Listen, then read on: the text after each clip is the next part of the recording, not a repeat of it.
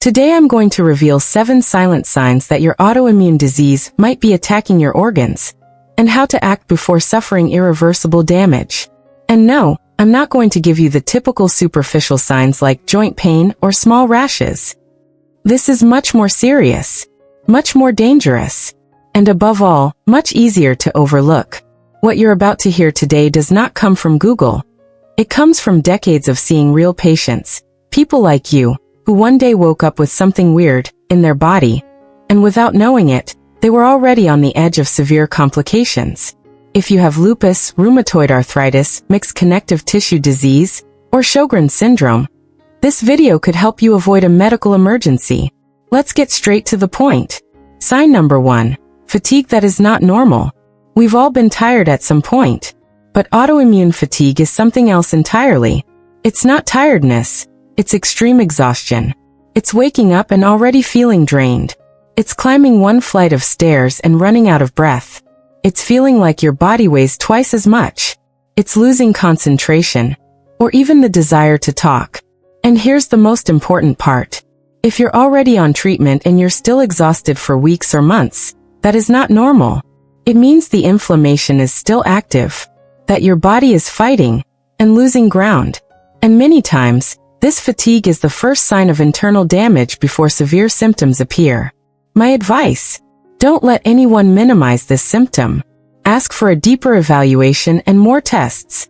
Your energy is a compass. When it disappears, it's warning you about something big. Another thing patients often ignore is how this fatigue affects recovery after simple activities. If you notice that things like taking a shower, preparing breakfast, or doing light chores leave you feeling wiped out for hours, that's a major red flag. This type of post-exertional crash suggests that inflammation is interfering with your muscles' ability to generate energy, and it often shows up long before any lab test becomes abnormal. Pay close attention to this pattern. It's one of the earliest signs that your disease is becoming more aggressive internally. Sign number 2. Your brain isn't the same. I want you to think about this. Have you walked into a room and completely forgotten what you were going to do? Do you struggle to concentrate?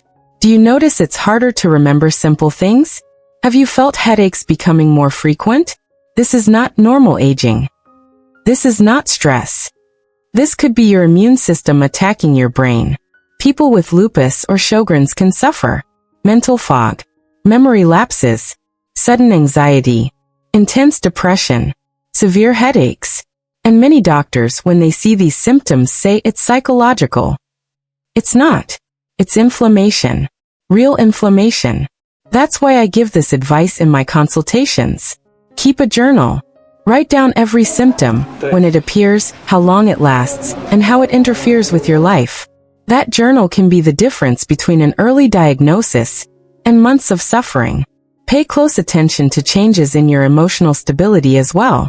Many autoimmune patients experience sudden mood swings, irritability, or episodes of confusion that seem to come out of nowhere. These aren't bad days. They can be neurological manifestations of systemic inflammation. When the brain is inflamed, the chemicals that regulate your mood and cognitive function shift abruptly, creating symptoms that feel psychological, but actually have a biological cause. Document every change. These patterns help doctors catch neurological involvement much earlier. Sign number 3. Difficulty swallowing. Listen to this very carefully. If suddenly you feel like food gets stuck, if you have to swallow multiple times, if you choke on water or saliva, this is an emergency. It's not a minor symptom. It's not "I'm just nervous." It's inflammation in the muscles that control swallowing. And if you have polymyositis or dermatomyositis, this is even more dangerous. When these muscles become inflamed, you can aspirate food into your lungs. You can develop severe infections. You can end up hospitalized. If you start having difficulty swallowing, call your rheumatologist immediately. Do not wait even a day. A subtle early sign many people ignore is a burning or tight sensation in the throat or upper chest when swallowing certain textures, like bread, meat, or pills. This often indicates weakness in the esophageal muscles long before choking begins. If you notice that meals are taking longer, or you need to drink water constantly to help food go down, that's an early warning of compromised muscle function. Don't brush it off. Catching this phase early can prevent life-threatening complications. Sign number 4. Vision changes with headache.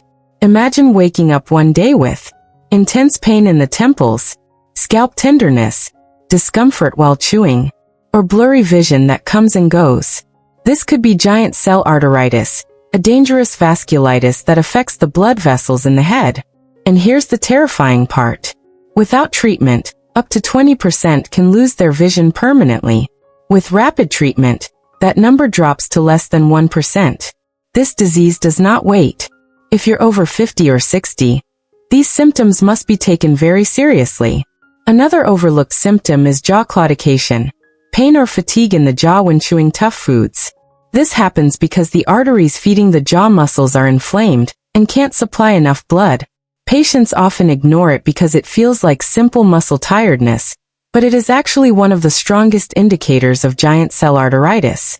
Combined with even mild visual disturbances, it requires immediate medical evaluation, ideally the same day. Sign number 5. Shortness of breath doing things you used to do easily. You used to climb stairs without thinking. You walked several blocks effortlessly. And suddenly, you have to stop. That's not age. Autoimmune diseases can silently attack your lungs. They inflame lung tissue. They stiffen it. They cause scarring. Or they inflame the membrane around the lungs. This is called interstitial lung disease. And it starts like this. With a dry cough that won't go away. With shortness of breath. With fatigue that appears only when you move. If it's not detected early, the damage can become permanent.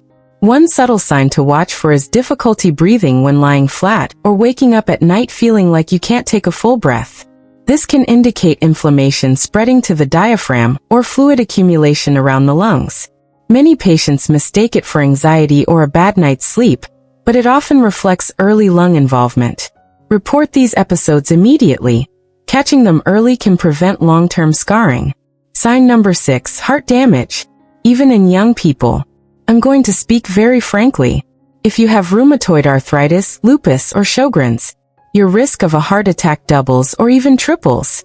And it can happen at much younger ages than in the general population. But the worst part is this.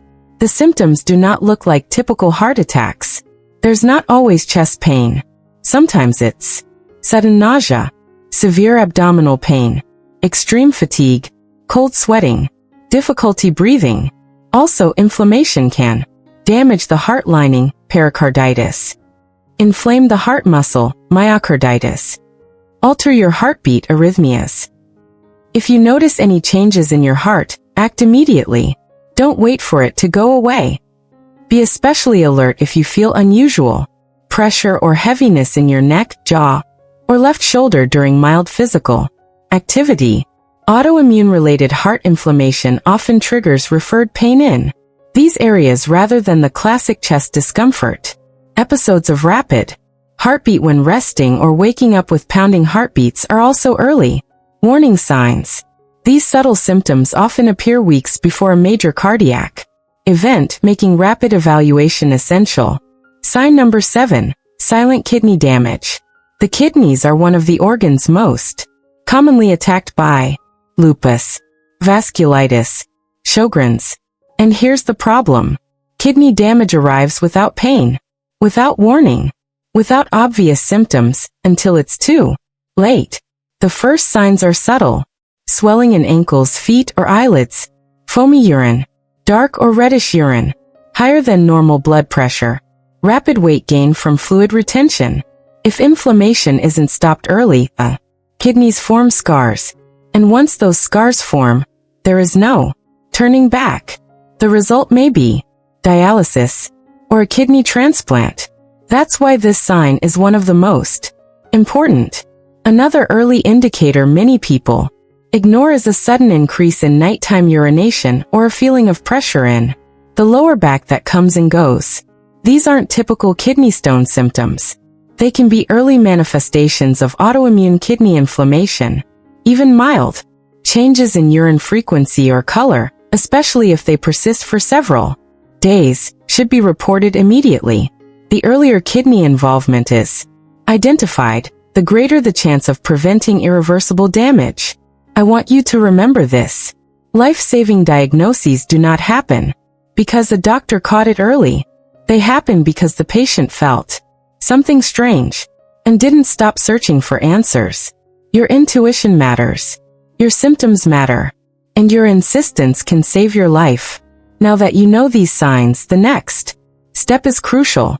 Learn which tests can detect your autoimmune disease before it causes real damage. Because when it comes to autoimmune diseases, early detection is everything. And with the right treatment at the right time, the worst outcomes can be avoided.